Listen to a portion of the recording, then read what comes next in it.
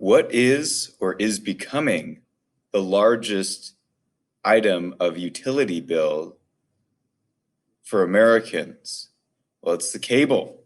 The average cable bill now exceeds all other household utilities, according to this recent article from June, describing the effects of the increase of the cable bill. Now, cable, to be fair, and I didn't have a full appreciation or understanding of this.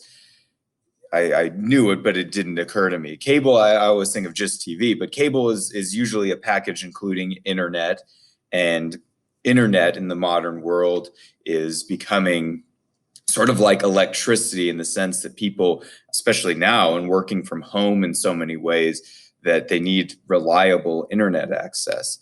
That being said, a lot of the implications or principles I'm going to draw are still true.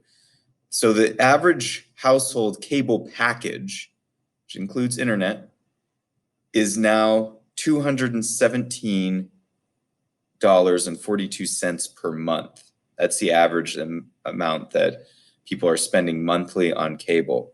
So you add that to my last video on the $250 that people are spending on average eating out, that we're spending on average eating out during the course of a month, and you're upwards of $450+ per month. Now, cable package, fine. We need internet. I get that. People may need internet for your job, unless, maybe you're a welder, you have some sort of trade, and that's fine too.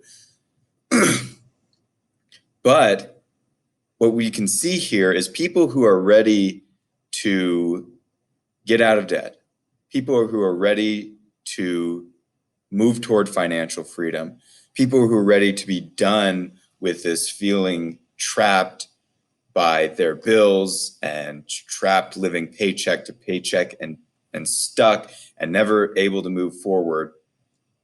They're ready to slash everything and do whatever it takes. Now, that even includes calling the cable company and having this uncomfortable conversation where you're telling them, I'm leaving except for the internet. I am exiting this contract. The only thing I want internet. No, we have this deal, we have that deal, we have this, but it includes a package for this. It includes sports, it includes movies, it includes TV, it includes these channels, it includes these shows. And it may not save the full $217.47 per month, but it's more of a mindset of getting ready to be done.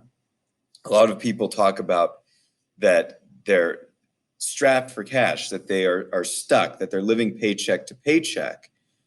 And that's because their money is devoted, without people really noticing often, they're devoted toward $250 a month to fast food, $217 a month to cable, $400 a month or so in a car payment, when you could minimize or eliminate a lot of those things and have money going forward to pay down debt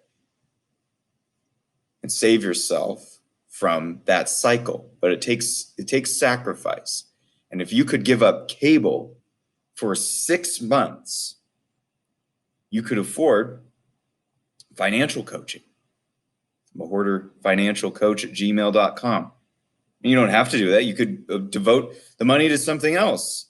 Pay down some debt, pay off some bills, pay off that car, whatever the case may be. But just the sacrifice of cable, imagine what that would save you. The average household spends $205 a month on all major utilities combined: electricity, gas, water, sewage, and garbage. Meaning cable now exceeds all other utility bills combined. Just that one bill. Now, again, we need internet. No one's denying those needs, but even sometimes the threat of slashing everything but internet will have the cable company begging to do whatever it can to keep you. So the average household cable package continues to increase year after year. And that's because they're kind of monopolistic in a lot of areas, unfortunately.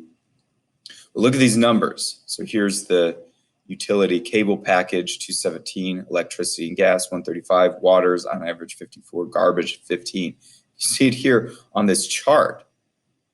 Even if we add all these things together, these basic utilities that we need for survival, electricity, gas, cooking, water, and garbage, that we just need for sanitation and basic survival needs, cable exceeds all of those, a cable package. So the goal is not to be judgmental or critical in any way. It's just to say, if people look at what they're spending, that gives them the power to start making some choices. Because most of the time people don't look, don't know, and sometimes are even afraid to look at what is actually being spent. But once you start looking and knowing, then you can start putting together a game plan. Then you can start making decisions. And eating out, $250 a month on average. Cable, $217 a month on average. Got $400 there. Could it be less? And could you even just threaten the cable company with leaving and really mean it if they don't comply, and see what happens, leaving with everything except internet?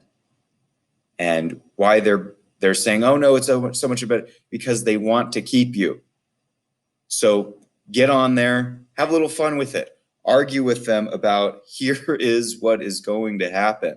I only want internet. I had that discussion, and I love watching TV, but I had that discussion with the cable company, and I have not missed cable.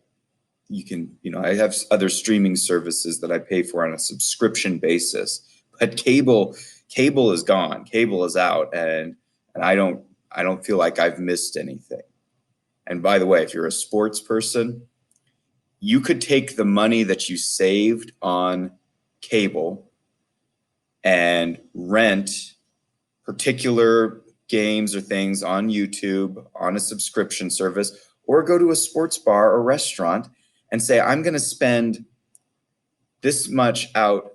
I'm going to choose a few specific games, and I'm going to spend a portion of that cable money going out and really enjoying myself watching it in sports bar or restaurant or what have you.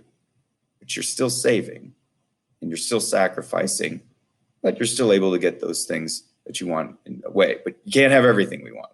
There are trade-offs. So are you willing to sacrifice cable in order to gain financial freedom? You can always get it back in the future. It's not going anywhere. You miss a few shows, you miss your stories, it'll be all right. You can look anything up now and record it and find it. So anyway, I think we should reevaluate cable.